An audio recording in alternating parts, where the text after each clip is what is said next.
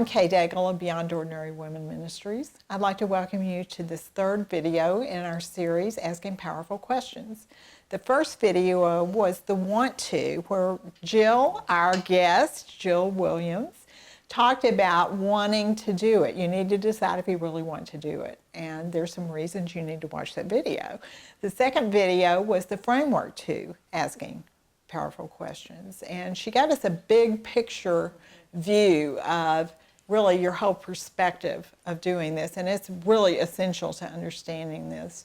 So go back and watch that one if you haven't seen it. And this third video are the tools to, where she's going to talk about just some practical ways that turn questions into powerful questions instead of the questions that we probably normally come up with.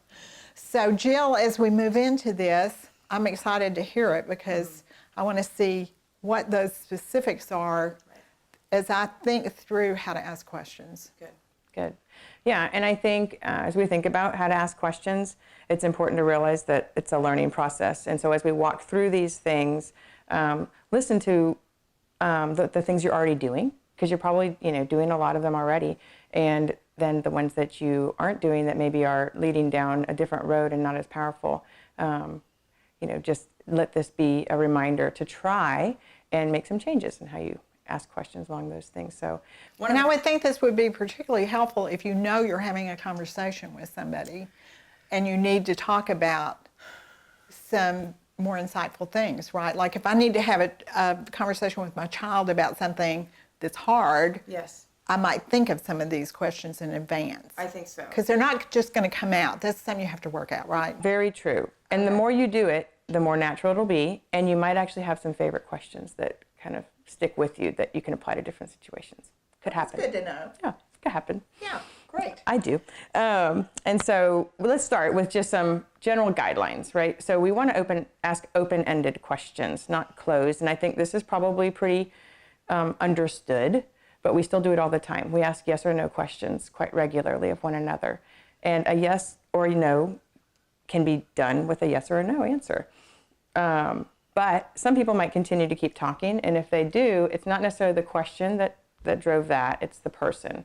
So we have an opportunity in asking the question to actually help the person draw out, even if they wouldn't more naturally do that. Yeah, that's great. So, yeah, I mean, one question that I was asked recently was a yes or no question, and it actually became a very powerful question for me, but I responded to it in a way that I engaged more. Had she asked me in a different way, I probably would have even grown more.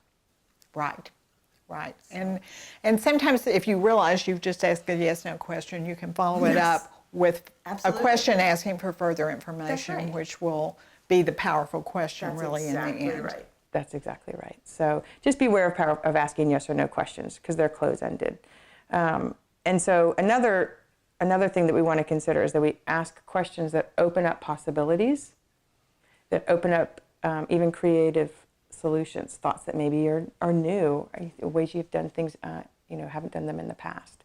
And one of the skills to think about with this is to start your questions with what, how, and when, rather than why. Why tends to leave us in this place of being stuck, not necessarily opening up possibilities, because we're talking about why we haven't gotten something or why we haven't done something, but adding the what or the when or the how will drive us to places of possibilities. Well, what could you do? How could you do that? And when are you going to do that? I'll lead you to places of movement, of moving forward. Right, instead of saying, why haven't you done that, which feels a little bit like an attack. Oh, that too. Absolutely. Yeah. Because I've tried using that with other people to try to get them to realize that they're not doing what they're supposed to do. Yes. And asking it a question instead of, but yeah, that's really good. So you want to go with what, when, and how. And how. Mm-hmm. Possibilities. They open up possibilities. And in a situation like this, for example, if you're facilitating a Bible study, and you're going through the questions and everyone's just stuck on one, and where no one's really talking about one of the answers, but it happens to be one that's pretty important to address, so you don't want to just skip over it. As a facilitator, you could ask a question that says, like, well, why are we stuck on this? That would actually get people talking, but it would be talking about why we're stuck. And so using a different word can change the kind of the direction of the conversation to be more productive, using the word, what can we do to get unstuck here? What information might we need that we don't have? What are we not thinking about? It moves us in a direction where we're heading out rather than going deeper in. Yeah, that's really great advice. Great.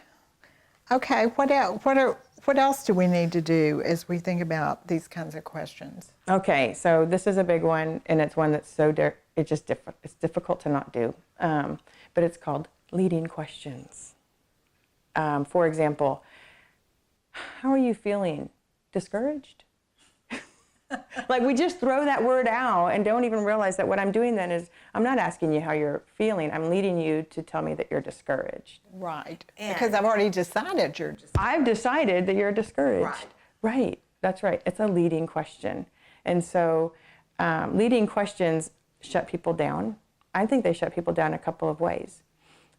If someone is aware that you're leading them, it could just shut them down. They're not interested. They don't feel respected. They don't feel valued. It could just shut them down as an individual to you. A leading question could also just shut down their curiosity, because you might say that to me, how are you feeling?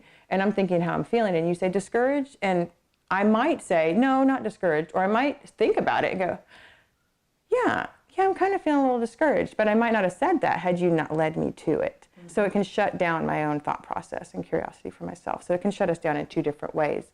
And I think there's a couple things we can help to safeguard ourselves against asking leading questions, because it's very difficult not to ask a leading question, especially because they can be so subtly slid in to a question. And one of those ways is for us to remain curious and go back to our little framework. And is my presence one of curiosity and rest, or am I starting to think I know what's going on here? Because if that's the case, I need to lean into God and I lean into them and trust that they know and get back to that place of curiosity. So that's something that we can kind of check in ourselves. And then the second safeguard is, it's a little tip, and it's something that you can add like an if at all on a question. Or, so for example, how are you feeling, if anything? So I'm not even really leading you to think that you're feeling. It's really opening it up. Mm-hmm. And so adding those into questions can help safeguard against it being a leading question, also open up from someone even feeling like it's a leading question. Yeah.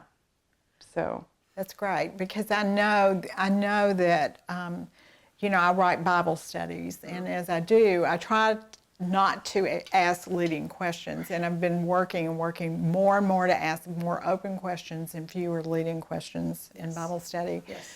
But I have found, as I've worked through some other Bible studies, then I'm starting to read some leading questions. I'm thinking, I don't like that question. And it's not because I've grown past it or something. It's more that I'm identifying them now. You're seeing it. Because I know what I want to avoid myself, and I'm starting to see it in other people. And I think that's a really good point, because the more we begin to do this, the more we begin to see it, and the more aware we become of it. So that helps us to make some changes in how we interact.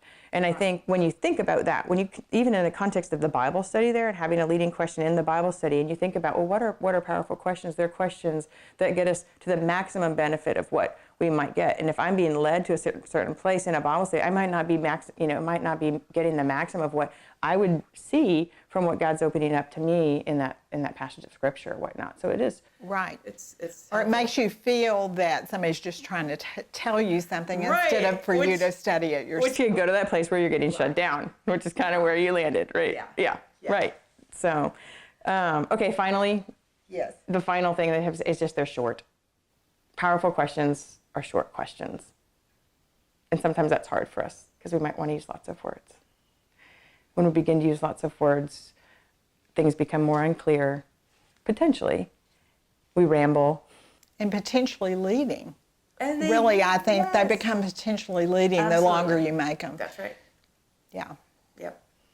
So. Wow, Jill, this was really, really helpful. Okay. And I know Jill is going to create a list of a couple of resources that if you want to develop this further, you just want some reminders of what she has said, they will be on our website. They will be posted with these videos. So go to beyondordinarywomen.org to our resources under general leadership, and look for Jill on the video picture, and the resources should be right there beside it.